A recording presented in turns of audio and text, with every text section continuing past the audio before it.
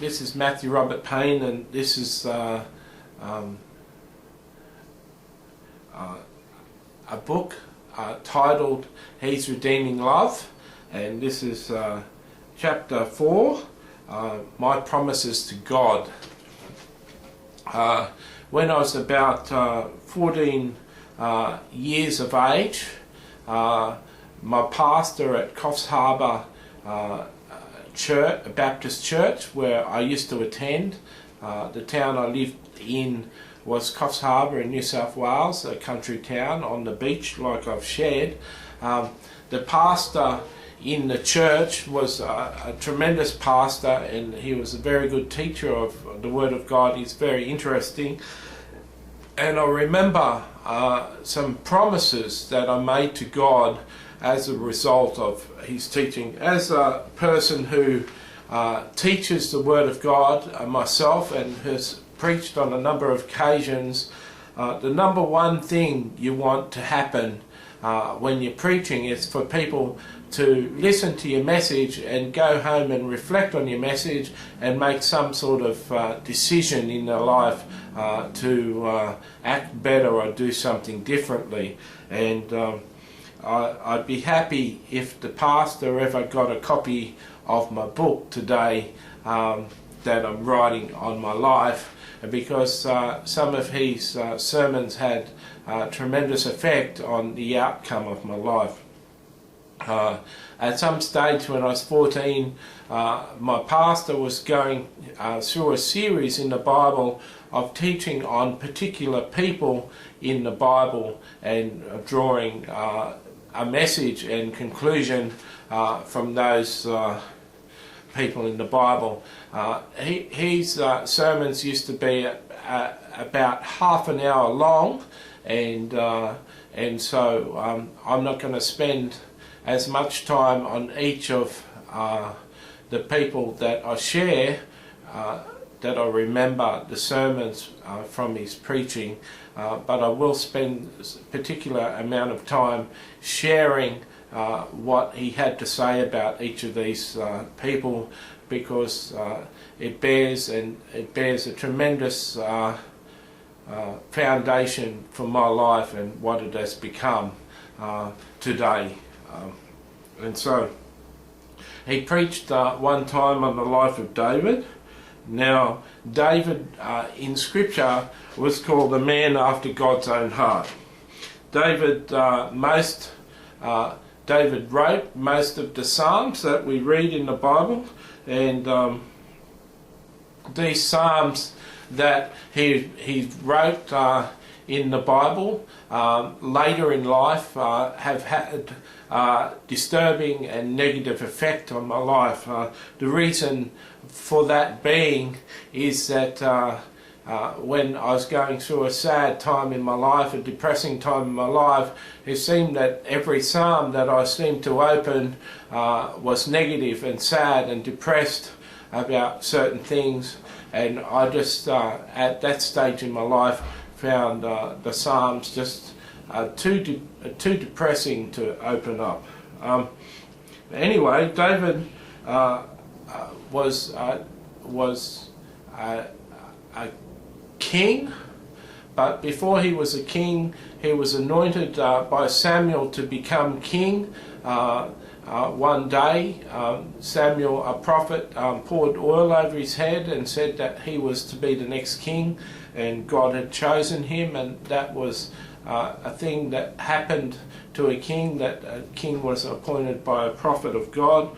And so David was anointed to be king, but the current king that was reigning at the moment became jealous of David and his abilities, and was jealous of David's favour that God was showing David. The people loved David, and David was an exceptional good fighter in the army, and the people used to brag about how many people David had killed and how many people the king had killed, and used to compare them, and the king didn't look too good in the people's eyes. So the king Saul was very jealous of David, and for a number of years, I think up to about 15 years, he was pursuing David, trying to kill him. David was an exceptional man because despite his suffering, despite the fact of being on the run for 15 years or so, he still praised God. He still lifted up his voice and lifted up his attitude toward God in a sense of praise and worship and adoration to God. And many of those praises and adorations to God are written down in the Psalms and can be found in the Bible, and we can see the words that David was using to praise God. Many of the worship leaders today, many of the songwriters that write songs today for Christians to sing to God and worship God with, the very lyrics of their songs are taken from the words that David originally wrote down toward God. So David has had a tremendous effect on the modern church, especially a tremendous effect on the worship that goes forth in churches all around the world. David, as a king, before he was king and after he was king, he had many conflicts. There were many conflicts and many battles that David had to fight in his life, both before he was king and after he was king. He wanted to build God a temple. He noticed that all of the people had nice houses to live in, and he had a nice palace, but God himself didn't have a house that he dwelt in. God himself seemed, in David's attitude, seemed to be missing out on what all the people were enjoying in their own lives. And so David decided that he wanted to build a temple for God. And the other religions in surrounding countries had temples that they worshipped their God in, and currently the Ark of the Covenant was found in a tent, and the only place they worshipped God was in a tent. And he wanted to build him a spectacular temple. And David told the prophet Prophet Nathan, that his intention is to build a temple, and Prophet Nathan said that was okay. And then the prophet Nathan spoke to God about it, and God said that Nathan had been hasty in his words to David, and he was to go back to David and tell him that he couldn't build a temple for God because he had too much blood on his own hands. In other words, God was saying, David, you fought too many wars and killed too many people, and you've got you've got blood on your hands, and I won't allow you to build a temple. Well, David was distraught about that decision. He was the king of the land, and he was being told by God he couldn't build a temple for God. And he had all the power and authority of the nation of Israel in one of their finest times in history, and yet with all that power, all that authority and all the wealth of Israel at the time, David was instructed by God that he couldn't build a temple. And it must have been a real blow to David, because David was a person of worship and amazing love for God. But God went on to say that his family's throne would endure forever. He made a promise to David that David's house and the memory of David's time on the throne would be remembered forever. And Jesus fulfilled that promise by being descended from David through Mary and through Joseph. The lines of Jesus' descendants come through the bloodline of David the king. And so we remember Jesus as a king, and he's the king of the heavens and the earth, and Jesus' natural lineage as a human being was descended from David. And so David's throne is remembered in heaven and will be remembered for the rest of eternity. David collected many of the things that were required for the temple to be built, and he had it later built by Solomon, his son. David was a king that God was tremendously pleased with. So much was God pleased with David that in many places in the Bible, since David ruled in Israel, the Bible mentioned that God forgave a particular king because of his memory and his love for David. So God was continually boasting on David and about David in the Bible in many passages after David ruled in Israel for hundreds, maybe even thousands of years. David's throne continues today, like I've said, through the lineage of David. What people considered as David's biggest sin, which was seeing Bathsheba showering one day and then sending a special envoy to request Bathsheba come into his presence, and then Bathsheba come to the king's palace, and then then David took her to bed and had sex with her. Bathsheba was married to another man, and David had officially committed adultery with her. That would have been fine, and David would have got away with that, except the fact that Bathsheba fell pregnant to David, and that was going to be a cause of trouble for David, because at the point of her conception, her husband was away at war. So Bathsheba's natural husband couldn't have been responsible for the baby, and so Bathsheba being pregnant proved that Bathsheba had committed adultery against her husband. And in Israel, in those days, that was a very serious offence. And so when David found out of Bathsheba, I'd imagine, or one of Bathsheba's servants, I imagine, that that she was pregnant, David told the commander of the army to allow Bathsheba's husband to be killed in war.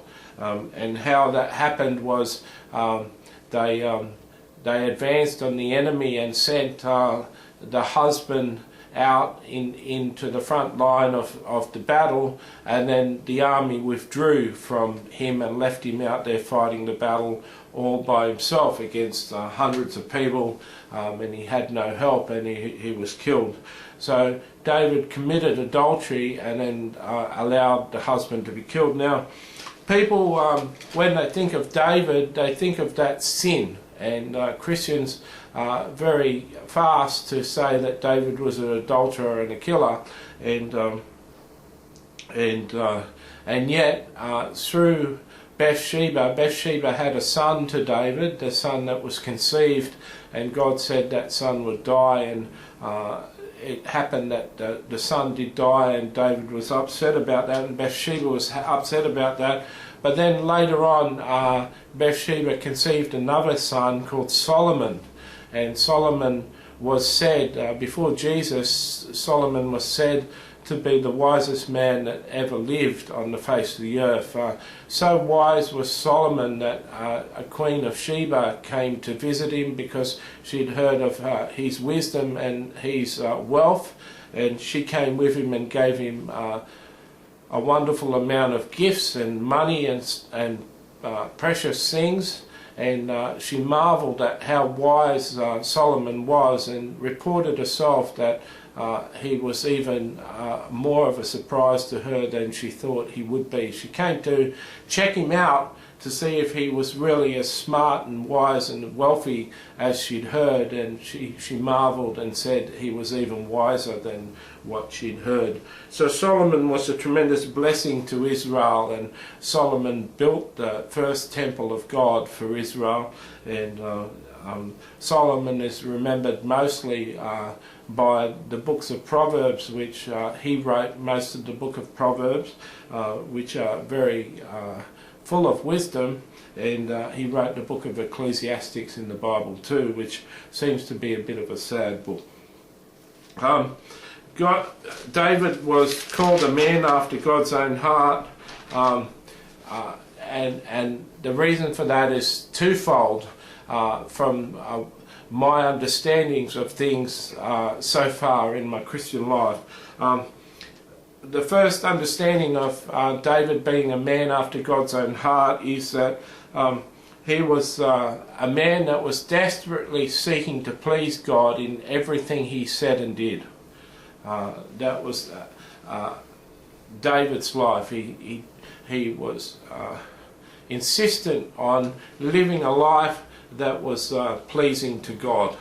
And secondly, a second definition of a man after God's own heart would be that David wanted to be able to possess a heart, the same heart of God, when it come to loving his people and judging his people.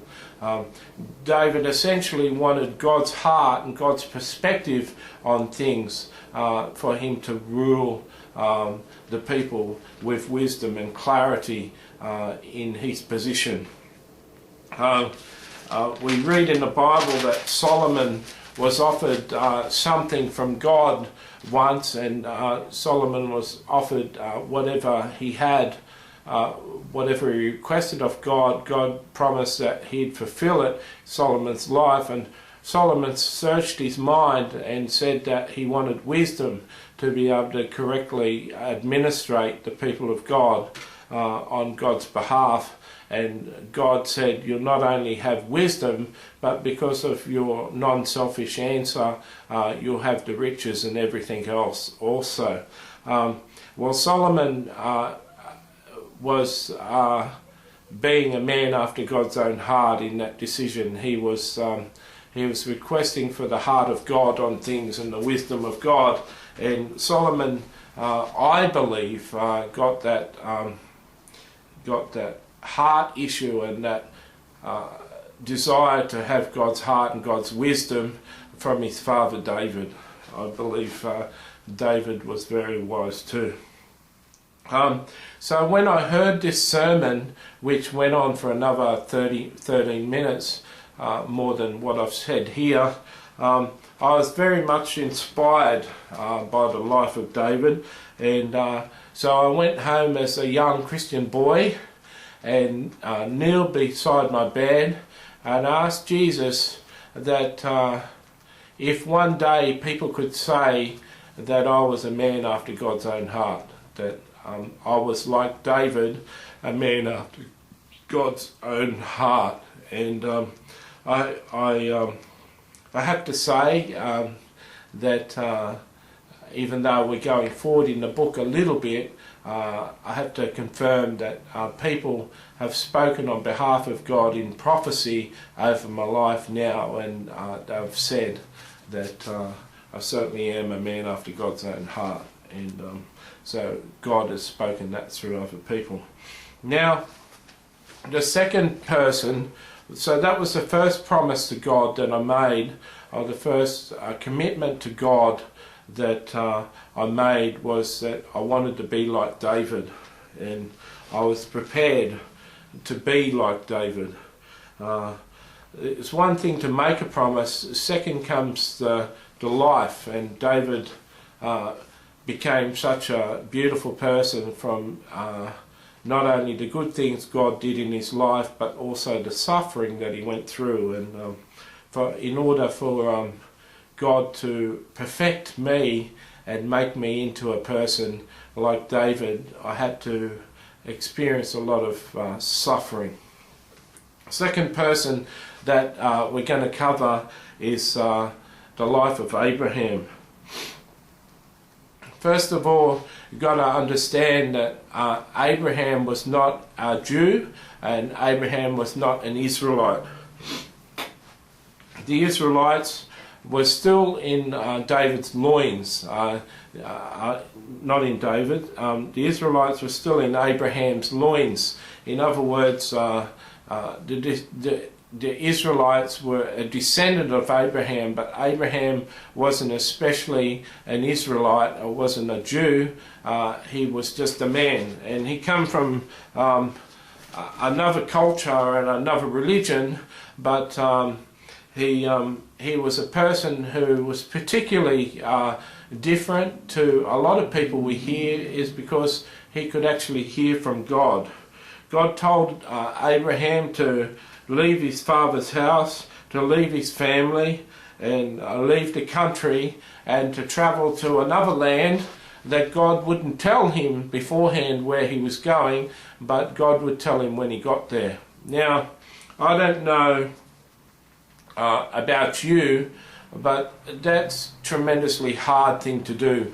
A lot of people today leave Australia or leave America and go and become a missionary in another country, but for years beforehand they know the country that they're going to, and they're learning the language somewhat before they become a missionary, and they know particularly where they're going and where they're being sent. But it's another thing to be sent by God to a place where you don't know where you're going. It took a lot of faith by Abraham to leave his family possessions and leave his family behind, and the country and the faith behind, and leave just because God told him to. Now, he left as a nomad with his wife, totally in faith, and he left everything to do so. He believed God would look after him. Now, God told him that he would have a son, and through that son he'd have many descendants. And he believed God, even though Sarah was barren, wasn't able to bear children when they married, and in her early years, and she was about 80 years of age. She was well beyond childbearing years, even if she was able to conceive a son. But God told Abraham and Sarah that they'd have a son, and Abraham believed it. Abraham went on for many years believing that he'd have this son. Now, God told Abraham on a couple of occasions that the extent of his descendants and what they'd be. On one occasion, God told Abraham to look at the stars. Abraham looked at the stars and he said, as many of those stars that you can count, so too are going to be your descendants. Your descendants are going to be more than the stars in the sky. He also told Abraham that his descendants would be more than the grains on a beach. And so Abraham must have travelled near a beach at some time to see that. So Abraham believed that this would happen, and like you go out on a starry night, every time he looked at the stars, he would be reminded of God's promise to him. God called Abraham his friend. Now,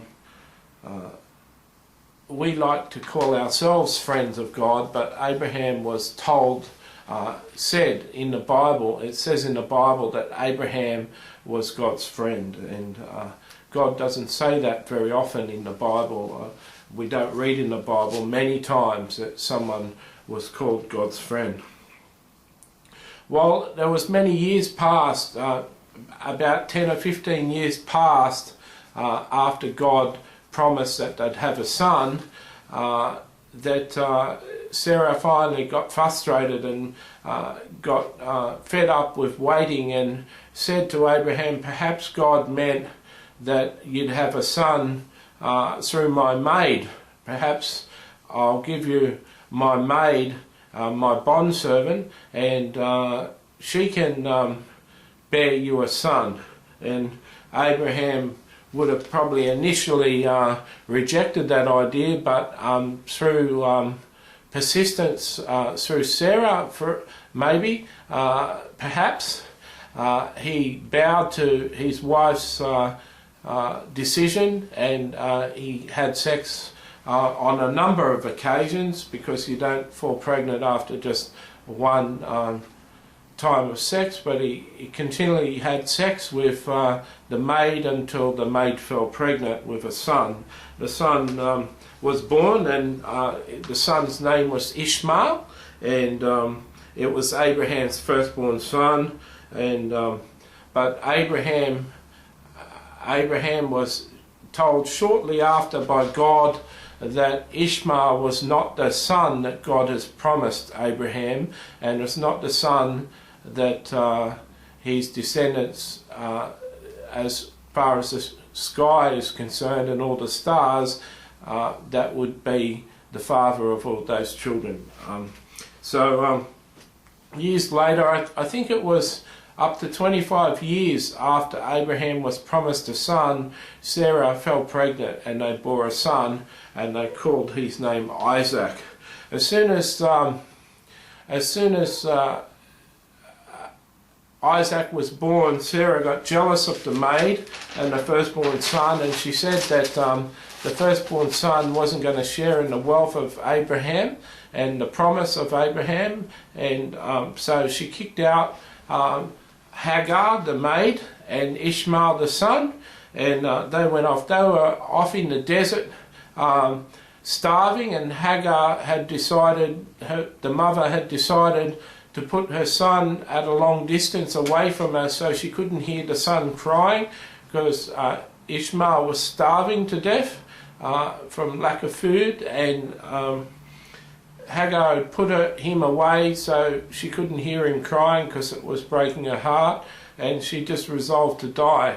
And an angel, I think it was Gabriel, came along and fed both of them and said that he'd look after them and make sure they looked after, and he promised Hagar that her son Ishmael would bear a nation, and that nation would go on forever too. And that nation, the descendants of Ishmael, became what we know today as the Arabs, and the Arabs consistently seem to be jealous almost of Isaac's descendants, and the Arabs and the Jews seem to have fought and had conflicts ever since.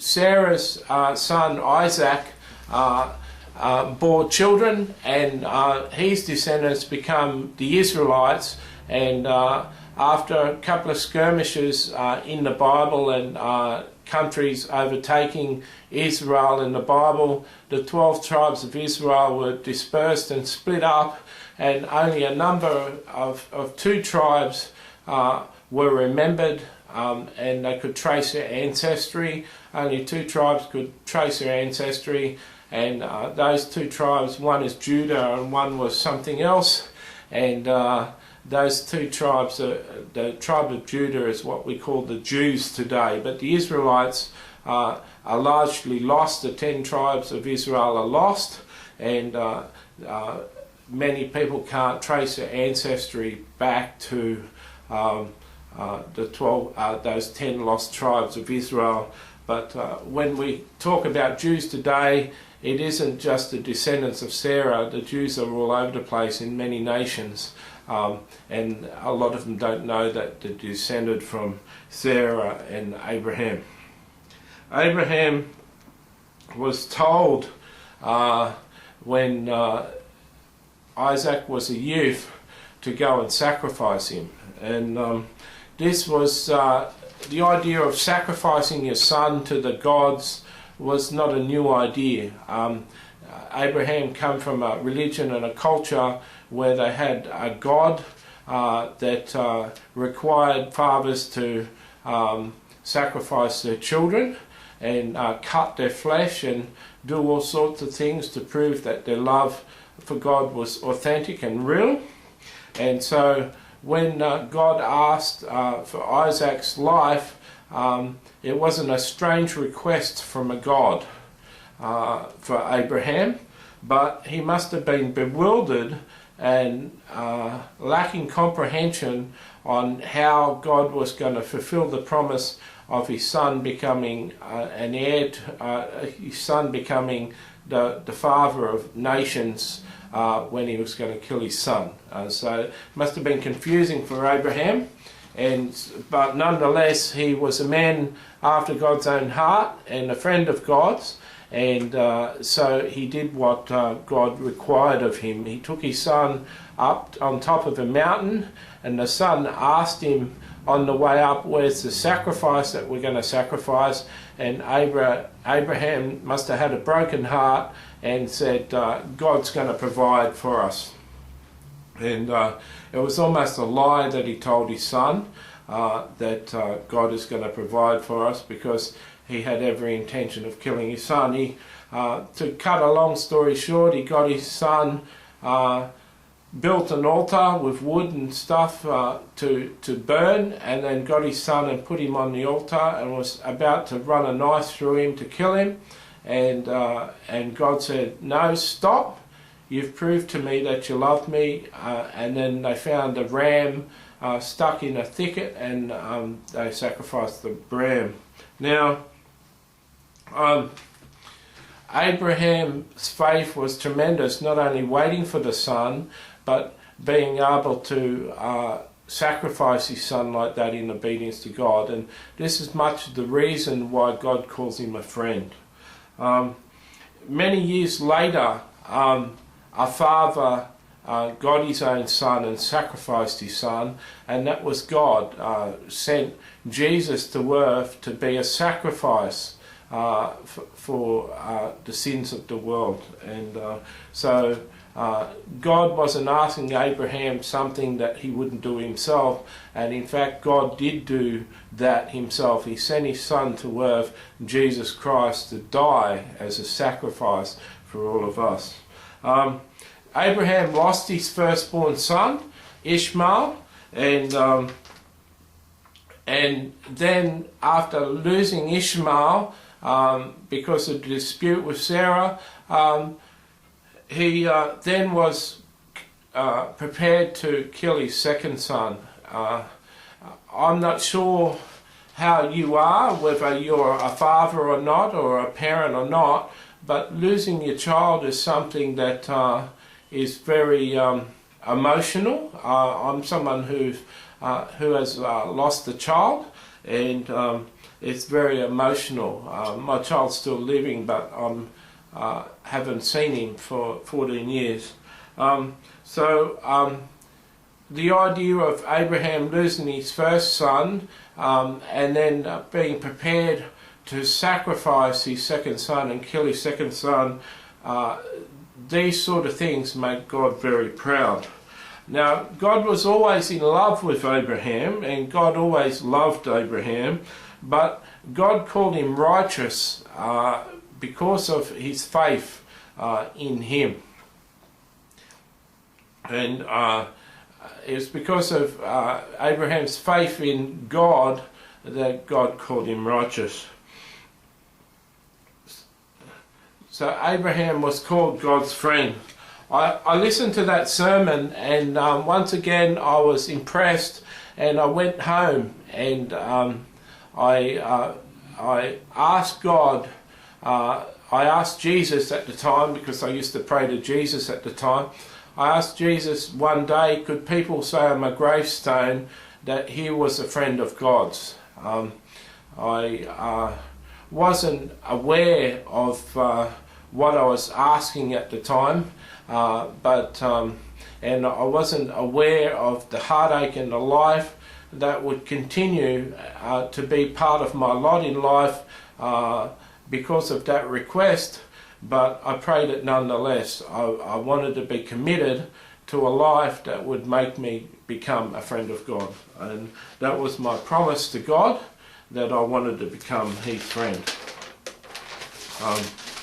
Now the third thing that happened in my life was one time we had someone that looked like a bikie come to our church. He came to our church on a Sunday night. On a Sunday night, me and my mother used to, I think we used to get picked up and taken to church by some other people, and my father and the rest of the children, I think, used to stay at home, but I'm not sure, some of the children could have gone, but it was definitely a Sunday night when we heard this bikie, and me and my mother were there for sure. I'm not sure of anyone else. And this biker was had tattoos up both of his arms, and he looked very rough. I'd seen people like them in the streets rarely, but I'd never seen one in church. I certainly hadn't seen someone with tattoos on their arm in the pulpit, and he was invited by our pastor to give his testimony or a story about his life and how he met Jesus Christ in his life. The guy went on to say that in life that he was addicted to heroin, and he had heroin as a drug and his choice of drug, and spent tremendous amount of time and money in his life procuring the drug of heroin and injecting it into his veins, and he was heavily addicted to the drug. And he said also that at the same time that he was addicted to prostitutes and used to sleep with prostitutes, and that was very sensitive sort of information to my ears. The idea of sex, I'm not sure if I'd ever heard someone talk explicitly about sex in the pulpit before, and it was very strange for me to hear. But he said he was addicted to prostitutes. He said he also did crime, and he ended up going to jail and spending time in jail. And I'd seen TV shows about people in jail and knew that that was a very scary place, and so he shared that too. So in the combination of his story about being addicted to heroin, going to jail and being addicted to prostitutes, I was really amazed. I was shocked. I'd never seen such a bad person in a pulpit. Places for bad people didn't seem to be, in my understanding, a pulpit. People who had clean living lives and grown up well and not doing many sins seemed to be the preachers, and people who'd lived bad lives didn't seem to be people who made a career out of preaching the Word of God and being in a pulpit. But this guy was in a pulpit, and his story was amazing. I was riveted to my chair. And then after he'd shared these things, he went on to say that in prison he found out the message of Jesus, and he became a Christian. Then he went on to share that what he'd found out about Jesus, and he went on to share about the things that Jesus has said to him and the things Jesus has shared with him and his knowledge of the Bible. He went on to share the experiences he'd had with Jesus and the things that Jesus had done for him and accomplished through him. And one thing was sure is that I'd known Jesus for about 6 years by this time. I knew Jesus very well, and Jesus was a close friend of mine. And yet this guy knew Jesus so well. He'd seen Jesus in visions, he'd talked to Jesus, he'd seemed to have been to heaven. He seemed like he had this total supernatural life, and he knew Jesus so much deeper and more than me. It was so attractive. He was so in love with Jesus, and Jesus just shone out of him, and it was just so amazing. I was absolutely fascinated and riveted to my chair when he was talking about his relationship with Jesus. I don't remember meeting a person so in love. Well, I have met a couple of people, but it's rarely that I've ever met someone so in love with Jesus, and someone who had experience and testimony to be able to share how much Jesus loved them. And I was astounded by him. And he really, as you can tell from this book or this video that I'm sharing, I was really impressed with this guy. And he had a tremendous impact on my life. And so I went home from this testimony, and I said to Jesus that I'd sat in church and listened to Christians share their stories, share their testimonies time after time on a Sunday night.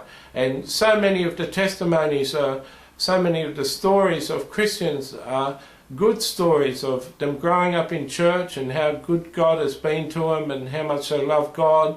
But to me, they just seemed all the same. They seemed all to be the same about these Christians. But I'd never heard a bad person, someone who'd come from a bad lifestyle, become so radically changed into someone who loves God and has been tremendously changed and affected by God. I've never heard someone who'd come from such a desperate and despicable past and become such a beautiful and loving person who God obviously loves and is so full of the glory of God. And I was just so blown away by this guy. So I said to Jesus that when I grow up, I want to have a story like him. I want to have a story that's compelling and interesting, and a story from bad to good.